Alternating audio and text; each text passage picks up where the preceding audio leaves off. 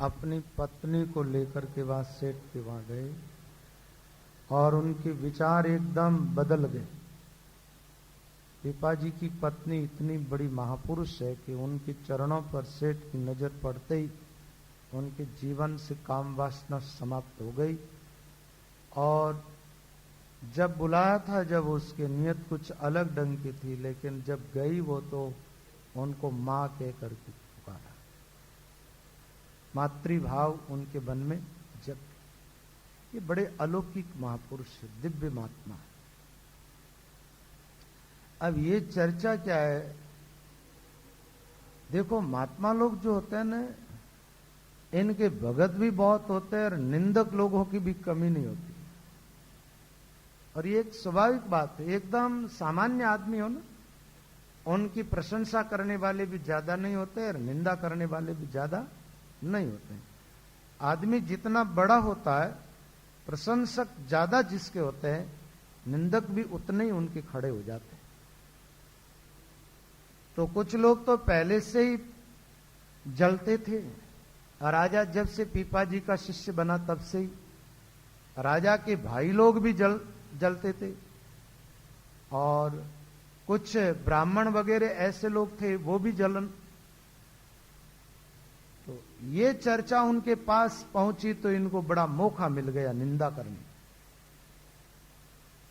और ये सब आलोचना करने लगे और धीरे धीरे बात राजा तक पहुंचाई। बोले महाराज, पिपाजी ने जो काम किया है वो तो धर्म से विरुद्ध का। और कोई भी धर्म शास्त्रों में ऐसी तो बात नहीं है कि आदमी धन के लिए या संत सेवा करने के लिए अपनी पत्नी को लेकर के जाए। और उन्होंने जो भी बातें थी वो अपने हिसाब से राजा से सुनाई। चलत चलत बात नृपति सरवन परी, भरी सभा विप्र के बड़ी विपरीत है।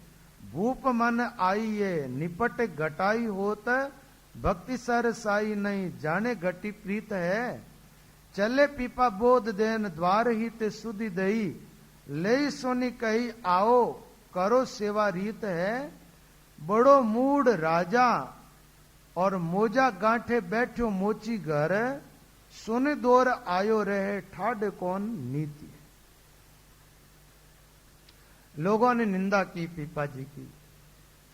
अब एक बात है, लोगों ने क्या देखा कि पीपोजी अपनी पत्नी को लेकर के गए और सेठ ने सामान दिया। उस समय ऐसी उन्होंने शर्त रखी कि भाई एक दिन के लिए तुम आ जाना, ये सामान ले जाके संतों को भोजन करो। अब पीछे घटना क्या घटित हुई वो तो लोगों को ज्ञान है नहीं। सेठ के विचार पूरे बदल गए और वो तो इतने बड़े उच्च कोटि के महापुरुष है कि उनका तो अनिष्ट होना ही नहीं, कोई हालत नहीं। एक बात बताओ, साधारण आदमी भगवान कृष्ण की तरफ देखता है तो वो क्या देखता है कि कृष्ण बड़े कामी थे, यही सोच रहती है ना आदमी की। लेकिन आप बताओ, भगवान कृष्ण की लीलाओं में आप ठीक से नजर डालें तो कृष्ण कामी है या काम विजयी है? ठीक से आप देखेंगे तो क्या देखोगे? भक्त जो होते हैं ना और जिनका विवेक जगा, वो तो ये देखते हैं कृष्ण काम विजयी है। ठीक है, काम कृष्ण को छू ही नहीं सकता। और ये गोपियां वगैरह जो प्रसंग है ना, ये गोपियां जो है वो कोई कामी स्त्रियां नहीं है। लेकिन अब जो अज्ञानी लोग हैं, मूर्ख लोग, जिनका विवेक ढका हुआ है, अज्ञान रूपी निद्रा में सोए हुए, उन लोगों की नजर में कृष्ण कामी। एक छोटी सी कथा सुना देता हूं यहां। एक बार क्या हुआ, दुर्वासा ऋषि आए और कहते भगवान कृष्ण उस समय मथुरा में विराजते थे और जमुना पार आसन लगा करके, शायद थोड़ी सी विस्मृति हो रही है, या वो मथुरा में होगा या गोकुल में, लेकिन जमुना बीच में थी, ये बात राइट। तो जमुना के उस किनारे दुर्वासा जी आकर के बैठे। भगवान कृष्ण ने भोजन के लिए कहा, दुर्वासा जी ने निमंत्रण स्वीकार कर लिया। तो कहते गोपियों को भगवान कृष्ण ने कहा कि बोले मेरे गुरु आए, दुर्वासा जी को मैं अपना गुरु मानता हूं, और तुम जाओ उनको भोजन लेकर के और भोजन करा के आ जाओ। गोपियों से कहा, इसका अर्थ यह है कि भगवान उस समय गोकुल या वृंदावन में रहते थे, ऐसा लगता है। तो सब गोपियां अपने हाथों से भोजन बना बना करके और पहुंच गई। कहा तो जाने लगी तो भगवान कृष्ण से पूछा, बोले बीच में तो जमुना बह रही है, नाव लगती नहीं है, दुर्वासा जी जहां बैठे तो हम जाएगी कैसे? भगवान कृष्ण ने गोपियों से कहा, यमुना के किनारे जाकर के ऐसा बोलना, भगवान कृष्ण अच्युत है तो तुम हमें रास्ता दे दे। अच्युत का मतलब जिसने कभी नारी को नहीं छुआ हो। अच्युत का मतलब नारी को छुआ ना हो। और दूसरा अर्थ ऐसा मान लो, जिसको कभी काम ने न छुआ। अब गोपियां हंसने लगी, क्योंकि गोपियां तो वो जानती है ना भाई, कृष्ण तो हमारे साथ नृत्य किया, रास लीलाएं आदि वो सब हुई, और कृष्ण कहते हैं कि मैंने कभी स्त्री को छुआ ही नहीं। फिर भी भगवान पर बड़ा भरोसा है, विश्वास है, पहुंच गई और जाकर के ये बात कही तो जमुना जी ने रास्ता दे दिया और वो पहुंच गई दुर्वासा जी के पास। अब वहां महाराज कितनी गोपियां भोजन ले लेकर के गई, दुर्वासा जी में बैठे सबका भोजन खा गई। गोपियों ने कहा, महाराज अब आपने भोजन तो कर लिया, हमें वापस जाना है, तो जमुना पार कैसे करेगी? बोले आई कैसे थी? तो कहा आई तो भगवान कृष्ण ने कहा कि जमुना जी से कहना कृष्ण अच्युत है तो हमें रास्ता मिल जाए, और मिल गया। बोले अब जमुना जी को ऐसा बोलना कि दुर्वासा अल्पहारी है तो रास्ता दे दे। अब गोपियों ने कहा अल्पहारी, अल्पहार का मतलब थोड़ा खाने वाला, बहुत थोड़ा। गोपियां सोचती सब भोजन खा गए और फिर भी अल्पहारी है। और जमुना के तट पर आकर के कहा तो रास्ता दे दिया जमुना जी ने, और पार हो गई। गोपियों के बात समझ में नहीं आई और भगवान कृष्ण से आकर के इन्होंने प्रश्न किया। तो कृष्ण ने कहा, देखो मैंने कभी किसी नारी को नहीं छुआ। उन्होंने फिर बोध करवाया आत्मा की दृष्टि से, और दुर्वासा जी के लिए कहा कि वो ऐसा महापुरुष है, वो खा करके भी नहीं खाता, खा करके भी नहीं खाता है, और देखते हुए भी नहीं देखता। बहुत सारी बातें ऐसी है जो आदमी की सोच के बाहर है। ऐसे ही पीपा जी जो है और पीपा की पत्नी, वहां तो कोई काम नाम की तो चीज ही नहीं है ना उनके जीवन में। ऐसा है कि पीपा जी की पत्नी जब संत बनी थी ना, उस समय उनकी परीक्षा हुई, उसमें ही वो पास हो गई।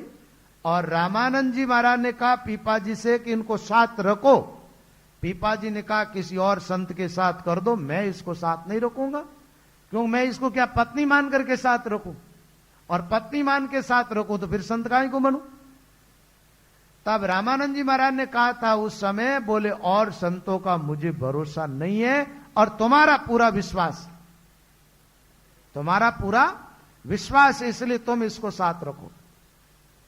पीपो जी एकदम अकामी पुरुष, जब से सन्यास लिया, पीपा जी की पत्नी और पीपो जी दोनों पूर्ण ब्रह्मचारी। और एक बात है, उनको तो संत सेवा करनी थी, और उन महाजन के जो विचार थे ना गलत थे, काम से ग्रसित था।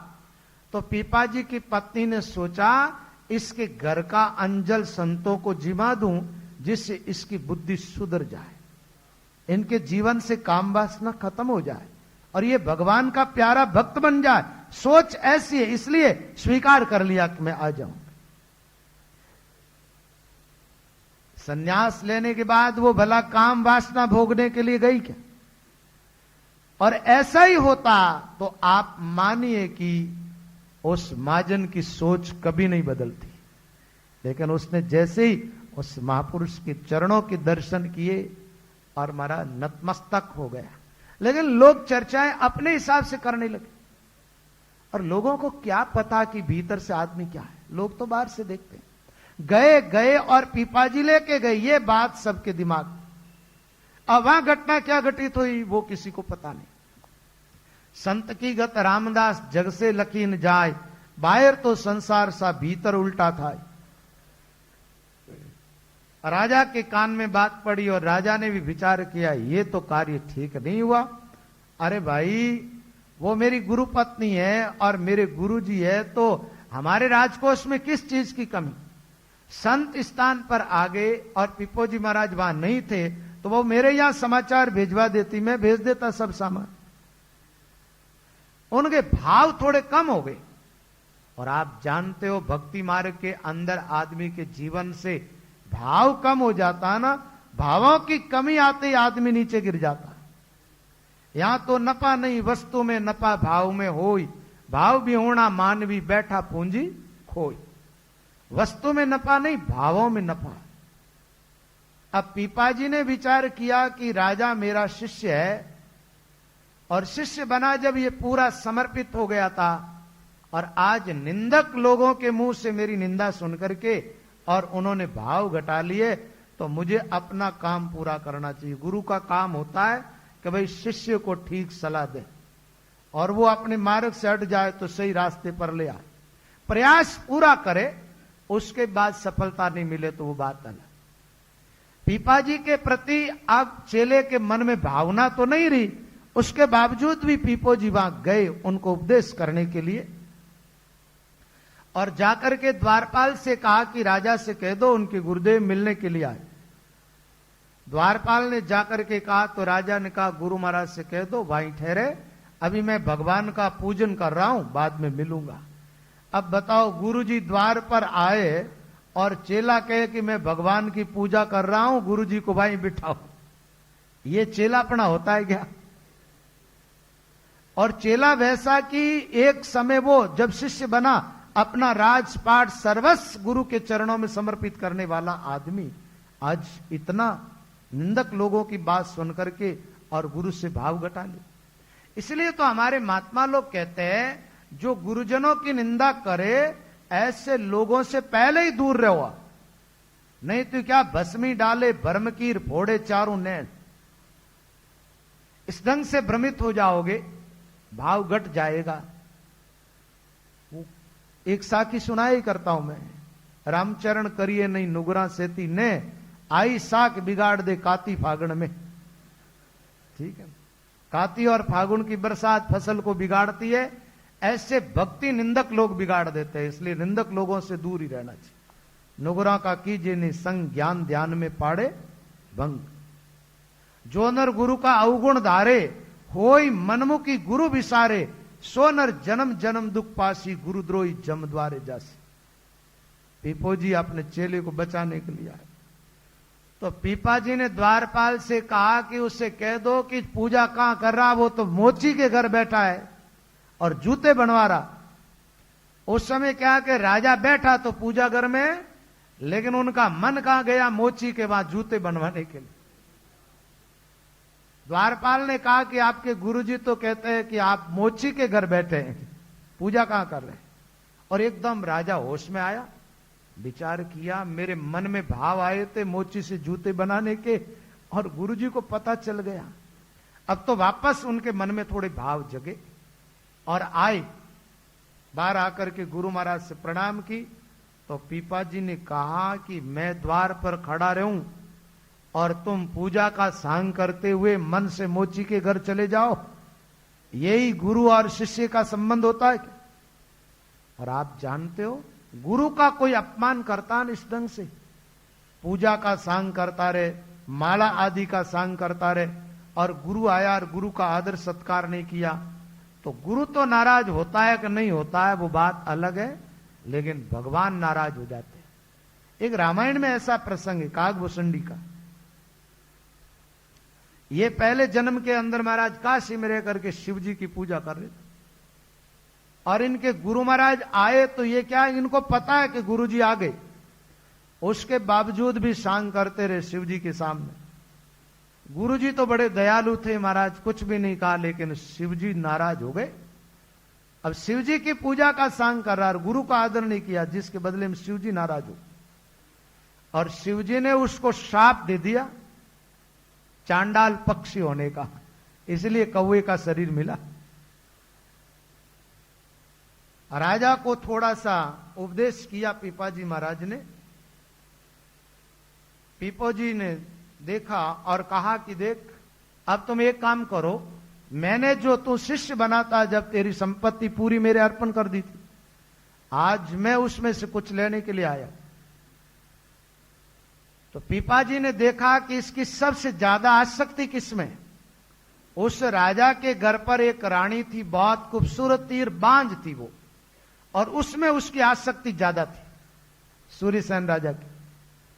पीपाजी ने कहा एक काम करो, वो तुम्हारी बांझ नारी है ना, बांझ पत्नी तुम्हारे महल के अंदर, जिससे तुम बहुत प्रेम करते हो, उसको ले आओ, उसको मैं अपने साथ लेके जाऊंगा। अब महाराज साथ लेके जाऊंगा तो भाव पहले जैसे तो रहे नहीं ना। अब पत्नी को कैसे दे गुरुजी को कि तुम साथ में ले जाओ इसको। तो राजा वहां से आगे बढ़ा। प्रसंग इस प्रकार है छंद में। हूती घर मांझ बांझ रानी एक रूपवती, मांगी वही लाओ बेग और चलो सोच भारी है। डगमग पाव धरे पीपा सिंह रूप करे, ठाडो देख डरे इत आवे आप ख्वारी है। जाय तो भिलाई गयो तिया डिग सुत नयो, नयो भूमि पर कला जानी ने तिहारी है। प्रगट्यो स्वरूप निज खिज के प्रसंग कयो, कहां वे रंग शिष्य भयो लाज टारी। अब राजा धीरे धीरे जा रहा महाराज, पैर आगे नहीं पड़ रहा। अब चलते चलते क्या देखा, उस रानी के महल की तरफ गया। उस समय पीपाजी ने एक शेर का रूप बना लिया और रास्ते में खड़े हो गए। अब सिंह रूप में पीपाजी को देखा इन्होंने और ये एकदम भयभीत हो गए, कांपने लगे। आगे जाए तो शेर और पीछे जाए तो पीपाजी अपने गुरु महाराज खड़े, तो क्या करे। डरे ठाडो देख डरे इत आवे आप ख्वारी है। और जाय तो बिलाए गयो। अब देखते ही देखते वो सिंह तो महाराज अंतर्ध्यान हो गए, गायब हो गए। सिंह गायब हुआ। राजा धीरे धीरे आगे बढ़ा और वो स्त्री जहां रहती थी उसके महल में गया। जाकर के देखा कि वो नींद में सोई हुई है और मान लो उसने अभी अभी कोई बालक को जन्म दिया, एक छोटा बच्चा उसके पास लेटा हो। राजा ने जाकर के ये देखा। जाय तो भिलाए गयो तिया डिग सुत नयो, नयो भूमि पर कला जानी ने तियारी। राजा को बड़ा आश्चर्य हुआ कि ये तो बांझ स्त्री है, और भाई संतान को जन्म भी दे तो स्त्री के पेट बढ़ता है, सारे चिंत होते हैं ना, और ये अचानक इसके बेटा कैसे हो। वहां जाकर के विचार में पड़ गए तो महाराज पीपोजी प्रकट हो गए। वहां पीपोजी वहां पर प्रकट हो गए और पीपाजी ने कहा कि वो पहले वाले भाव तुम्हारे कहां गए। और जैसे ही अब महाराज अपनी रानी के पास में बेटे के रूप में सोए हुए थे, छोटे बच्चे के बालक के रूप में, और फिर प्रकट हुए तो राजा के मन में वापस वो भाव जगे और पीपाजी के चरणों में गिरे। एक बात स्त्री को मांगा है पीपाजी ने, लेकिन वहां भी भावना कैसी है, पीपाजी ने दिखाया करके कि मेरे लिए तो स्त्रियां सब माता के रूप में है। वो छोटे बालक बन करके और उनको बता दिया।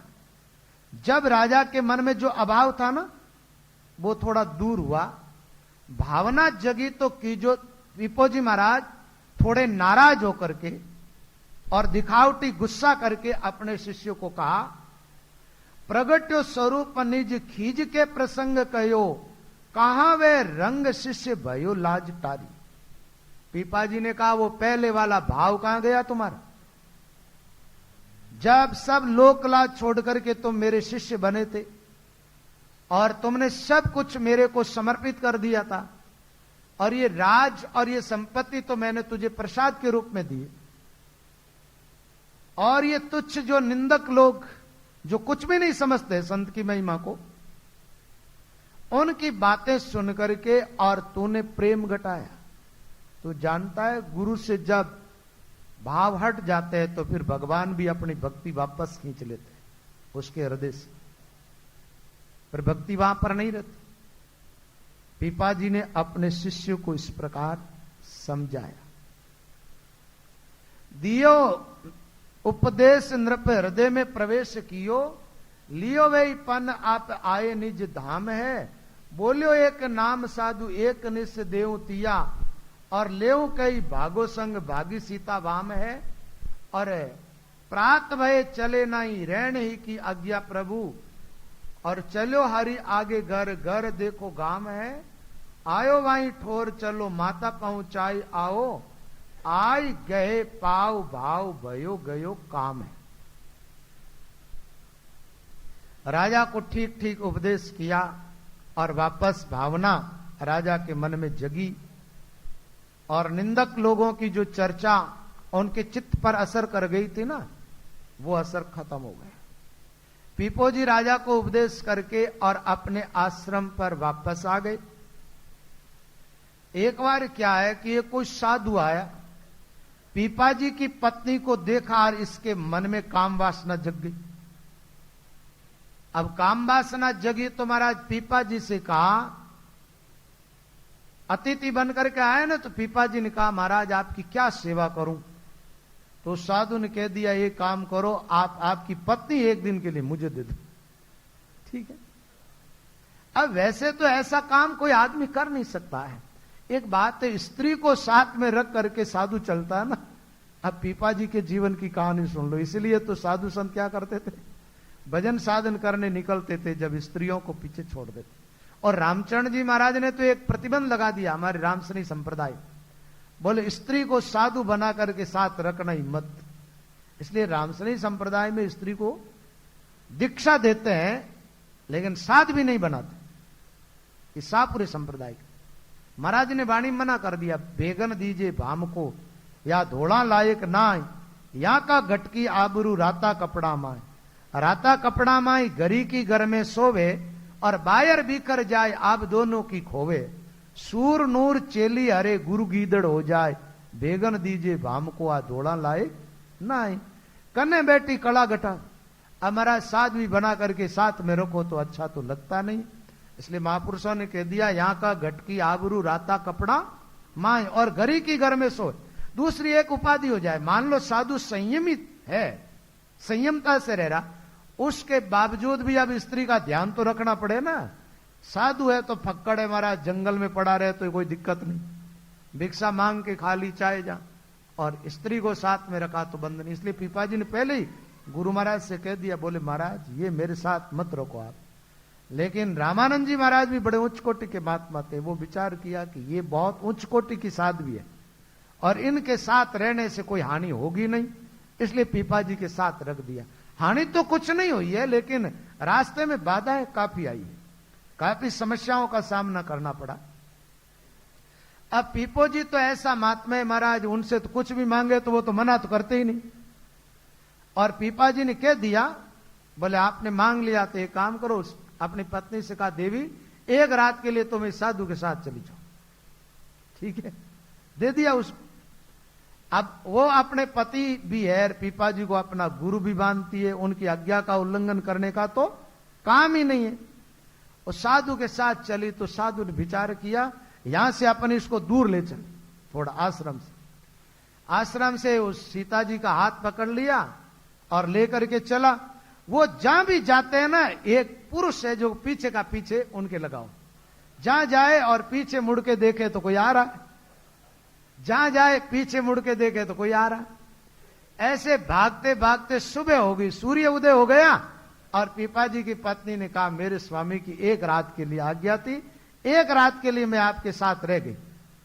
ठीक है ना, अब आज्ञा नहीं है स्वामी जी की, इसलिए दिन उग गया और मैं आपके साथ एक कदम भी नहीं चलूंगी। वो वहीं ठहर गई तो उसने कहा तुम नहीं चलो तो मैं तुम्हारे लिए पालकी लेके आ जाता हूं, उसमें बिठा के ले जाऊंगा।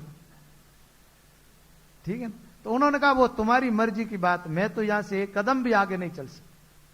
वो साधु गया गांव के अंदर, तो जाकर के देखे तो हर घर के अंदर वो सीता जी पीपाजी की पत्नी, हर घर में कहीं स्त्रियों को उपदेश कर रही है, कहीं स्त्रियों के साथ बैठ करके वो भजन गा रही है, कहीं मंदिर के अंदर कीर्तन मंडली के अंदर बैठी भजन कर रही।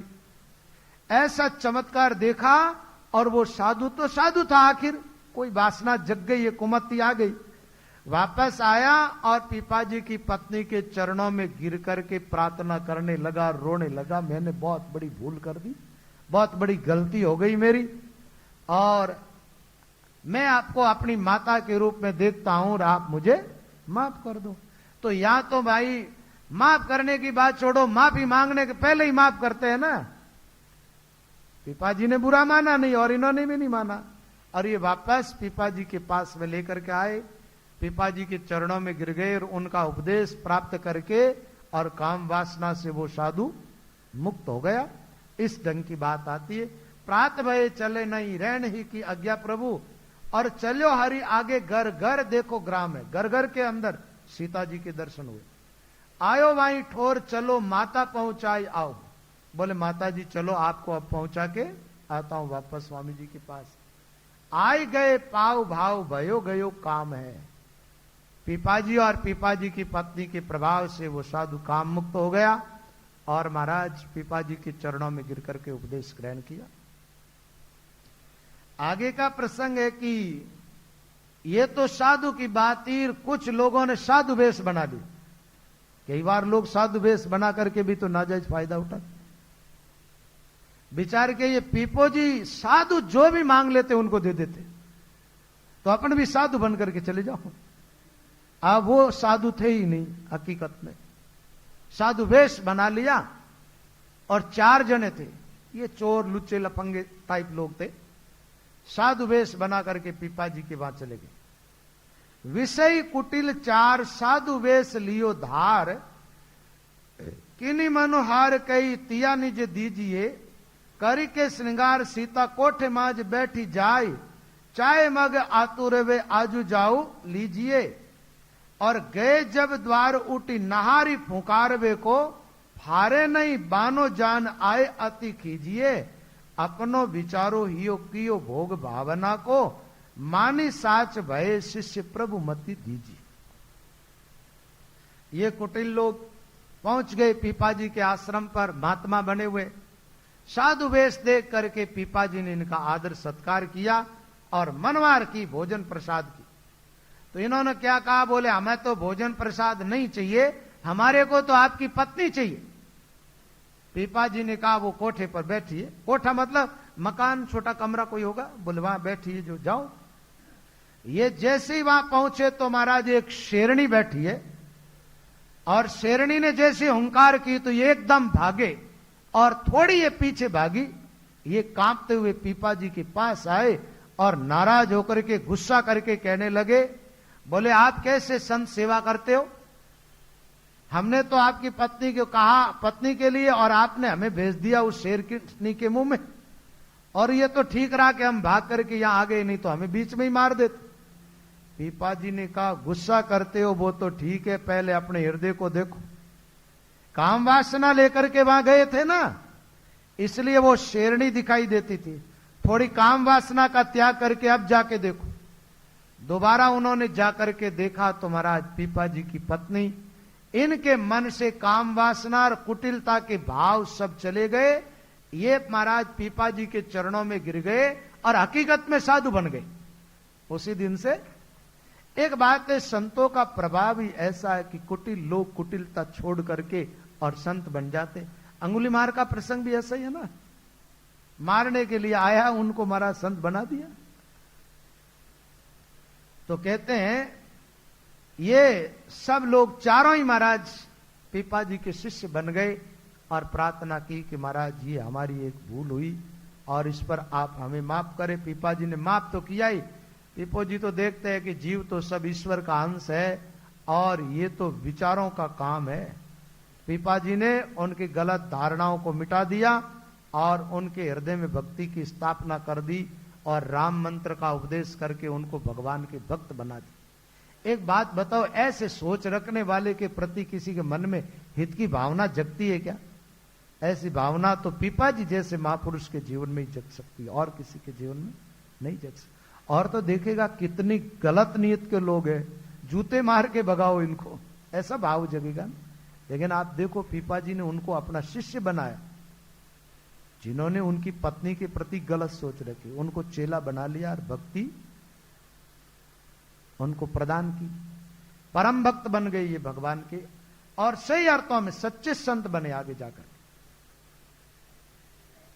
आगे का प्रसंग है, गुजरी को धन दियो पियो दई संतन ने ब्राह्मण को भक्त कियो देवी दी निकार के, और तेली को जीवायो भैंस चोरन फेर लायो, गाड़ी भर आयो तन 5 ठोर जार के, कागज ले कोरो करियो बणिया को सो कहरियो, और भरियो घर त्याग डारी हत्या यूं उतार के, राजा को ओसेर भई संत को जो विभो दई, ले चिट्ठी बान गए श्रीरंग उदार की।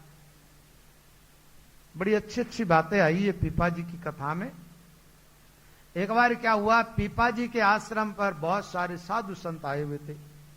काफी दिनों से ये संत वहां बैठे थे, भजन साधन करते और भंडारा चल रहा था। आज इन संतों ने सब ने पीपा जी से कहा, बोले महाराज जी आज तो भगवान के दही का भोग लगाने की इच्छा हो रही है। अब भगवान के भोग लगाना और साधुओं को दही खाने की इच्छा हुई।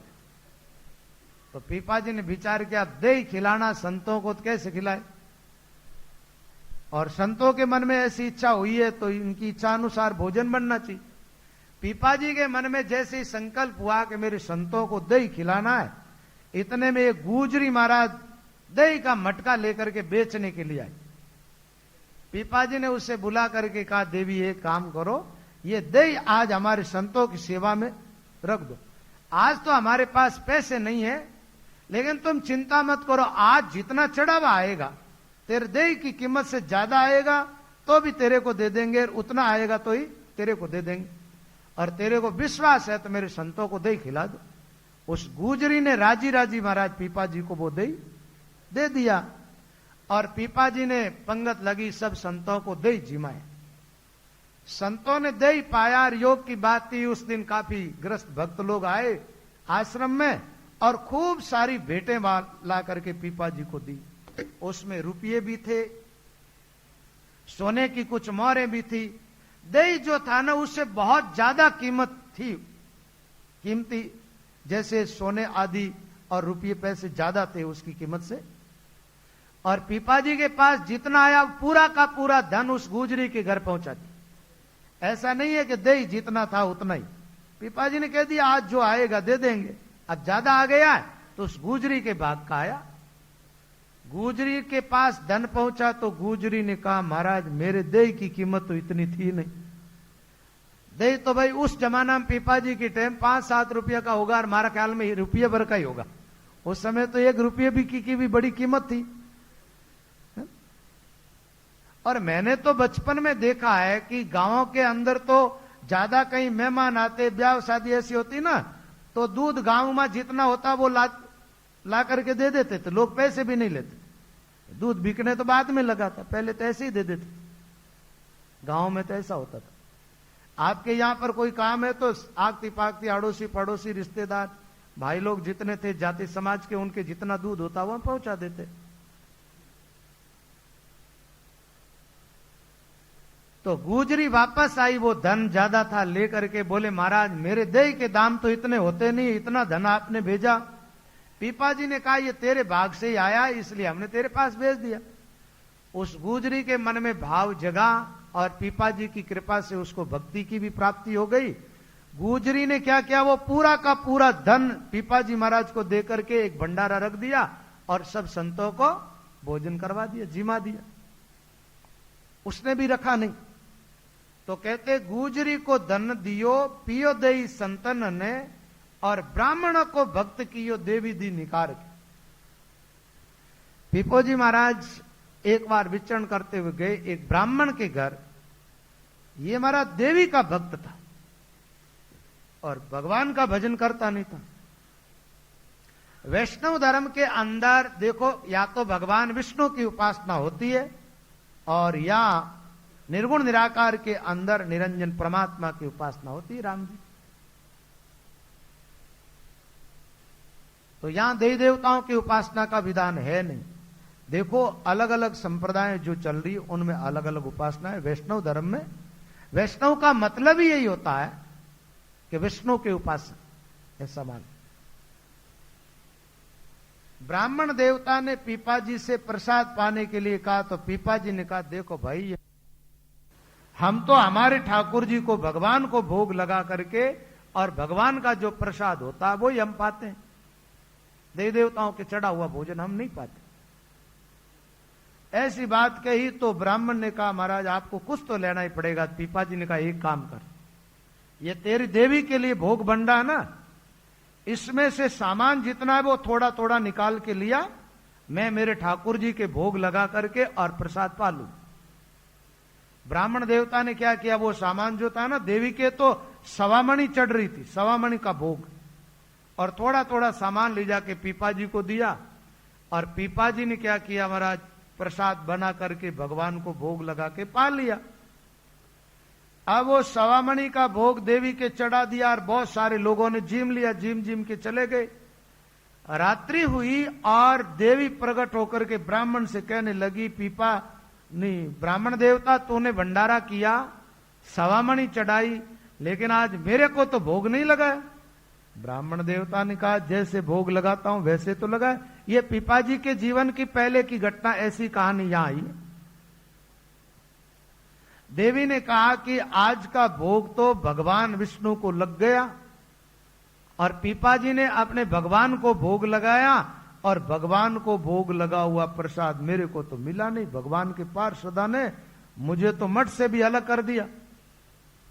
संतों ने लिखा है, कबीर साहब की वाणी का एक पद है, मां प्रसाद देवा ने दुर्लभ संत सदा ही पावे, दुष्टि जीव दुर्मति का घर में मिथ्या जन्म गमावे। ये बात भी यहां सिद्ध होती है।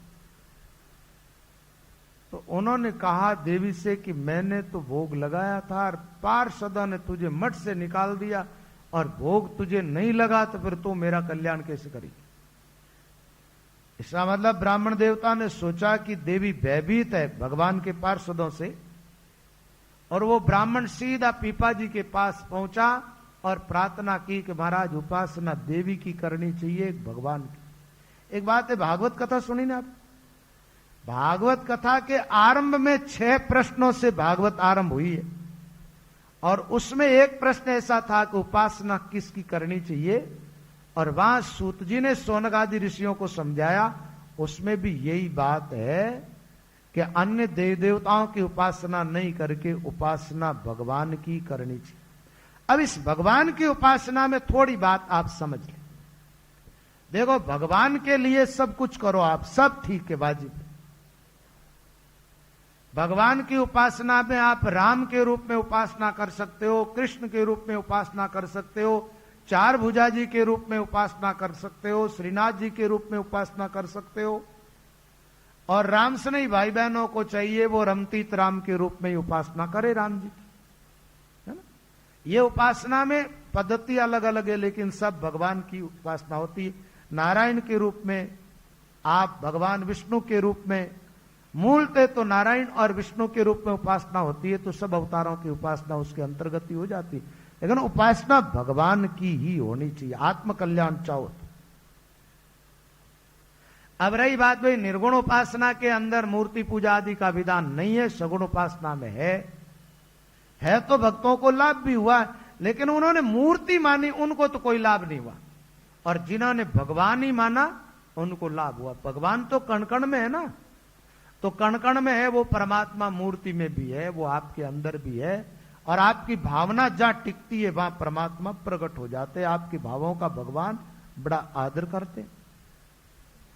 तो यहां बात ये आई है कि महाराज देवी की उपासना छुड़ा करके पीपा जी ने उस ब्राह्मण को भगवान की उपासना का विधान बताया और भगवान का भक्त बना दिया। पीपा जी ने कहा मैं भी ये काम करता था, देवी उपासना मैंने भी की। एक काम है कि देखा देखी आदमी को नहीं लगना चाहिए। आजकल देवी देवताओं के वहां पर भीड़ ज्यादा लगती है और भगवान के मंदिर प्राय कर खाली। एक बात है, रामदेव जी के जितो मेड़ो लागे जिते कोई मंदिर में भगवान के वहां पर इतनी पब्लिक अकेटी नहीं होती। अंबाजी के वहां जितनी भीड़ अकेटी होती है वहां कोई भगवान विष्णु आदि, राम कृष्ण आदि के मंदिरों में नहीं होती है। तो अपने को भीड़ को देख करके भीड़ के साथ नहीं होना। भगवान के भक्त हो तो भगवान के अंदर निष्ठा बनाओ, और एक बात है, भीड़ तो ज्यादा भिखारियों की होती है, भक्तों की थोड़ी होती है। उस भीड़ में भगत तो कोई बिरले होते हैं। ताकि तो ये भेड़ चाल दुनिया है महाराज। भेड़ का क्या काम होता है, एक भेड़ों का झुंड चलता है ना, एक कुएं में गिर जाए तो सब पीछे पीछे जाके गिर जाती, भले ही मरो वो। ऐसी जगत है ना, भेड़ चाल है। एक गया एक के पीछे दूसरा, दूसरे के पीछे तीसरा। अभी देखो भेड़ चाल जगत की बात करें तो अपने यहां शास्त्रों के अंदर भगवान के कितने अवतार बताए भाई? 24 अवतार। अब 24 अवतारा में रामदेव जी को अवतार है कहीं कटी? है नहीं है। और ये जो भेड़चाल जगत जारी ये सब क्या मानती है? रामदेव जी तो भगवान के अवतार। कहां से आ गए भगवान के अवतार? ये लोक देवताओं के अंतर्गत आते हैं, आमदेव है। तो उपासना भगवान की करनी चाहिए। हम भगवान के हैं, किसी देव देवता के नहीं हम।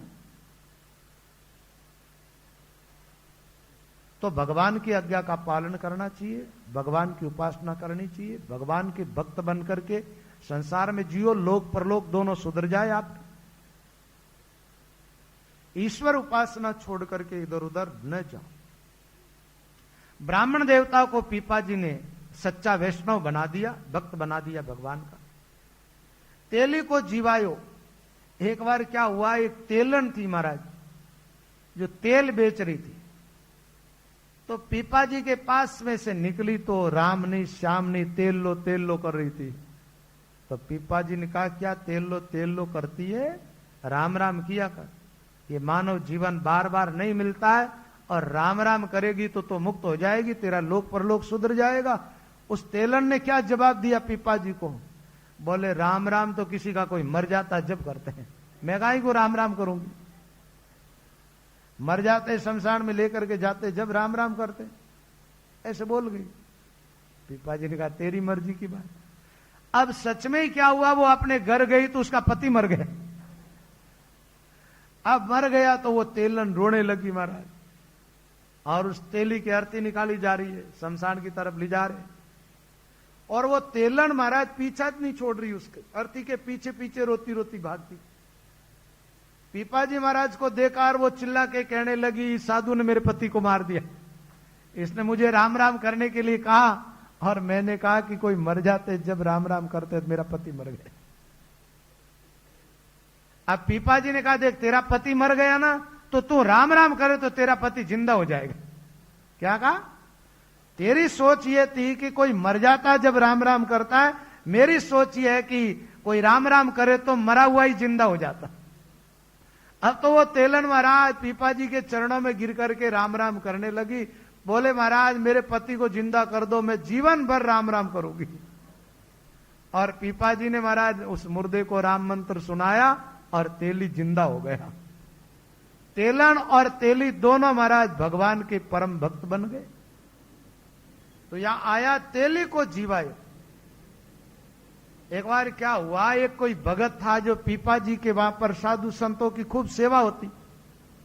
तो एक भगत ब्याही हुई भैंस बांध दी आश्रम में लाकर के। बोले, महाराज आपके यहां साधु संत आते हैं, और आप जानते हो भैंस का दही बढ़िया होता है। दूध और घी खाना हो तो गाय को, और दही खाना हो तो भैंस का दही। घी गाय को और दही भैंस को, बढ़िया माना जाए। भैंस का दही तो मक्खन के जैसा होता है, और आप खाओ ना तो फिर हाथ धो तो वापस साबुन लगाना पड़ता है, इतने हाथ चीकने हो जाते। भैंस के दही में घी ज्यादा होता है। तो एक भैंस बांध दी आश्रम पर। भैंस का दूध निकाला जाता, साधु संत दूध पीते, दही खाते। एक बार चोरों ने देखा कि महाराज के आश्रम पर भैंस बहुत सुंदर है, और ये पीपा जी तो किसी को कुछ कहते ही नहीं है। तो चोरों ने कहा, रात में चलो जो भैंस ले जाते हैं। अब भैंस को खोल लिया और लेकर के चले। पीपा जी ने देख लिया। पीपो जी क्या किया, भैंस की जो पाडी थी ना छोटी सी, उसको लेकर के चोरों के पीछे गए और आवाज लगाई, बोले इस पाडी को साथ लेकर के जाओ, नहीं तो ये भैंस दूध नहीं देगी। ले जाके क्या करोगे? यहां ये भूखी रहेगी और तुम लोगों को दूध मिलेगा नहीं, इसको भी साथ लेते जाओ। अब ऐसी बात पीपा जी ने कही तो वो चोर चोरी कर रहे थे, भैंस ली जा रहे थे, पानी पानी हो गए महाराज, वो तो भैंस को भाई छोड़ दी और पीपा जी के चरणों में गिरे, बोले महाराज हमें माफ करो, हम तो आपकी भैंस चुरा करके जा रहे थे और आपके मन में किसी प्रकार का क्रोध नहीं आया, उल्टी पाडी को सब पीछे देने के लिए आ गए। भैंस को वापस आश्रम में ले आए तो कहते तेली को जीवायो भैंस चोरन पे फेर लायो, गाड़ी भर आयो तन 5 ठोर जारी। इधर क्या हुआ, एक कोई व्यापारी आदमी आया, गाड़ी भर करके, उसकी गाड़ी में खूब सारा माल था, रुपये पैसे भी थे, कुछ और भी सामान था। पीपा जी के आश्रम पर आया, पीपा जी का दर्शन किया और वहां आश्रम के अंदर बहुत अच्छी संतों की सेवा होती हुई देखी। उस व्यापारी के मन में भाव जगा कि इस आश्रम पर संत सेवा होती है तो अपना धन ये संत सेवा में लगा दे। उसने वो गाड़ी भरा हुआ धन पूरा का पूरा आश्रम में दे दिया और कहा कि महाराज ये धन पूरा का पूरा आप तो ऐसा करो संत सेवा में लगा दो। पीपा जी ने कहा ठीक है। अब वो व्यापारी तो वो धन की गाड़ी है जो ही छोड़ के चला गया। चोरों को पता चला कि गाड़ी भरा हुआ धन मिला पीपा जी को। रात्रि में चोर आए और वो गाड़ी को लेकर के जा रहे थे। पीपा जी के पास क्या कि उस गाड़ी में से सोने की मोहरें थी ना, वो उनकी कुटिया में व्यापारी रख गया।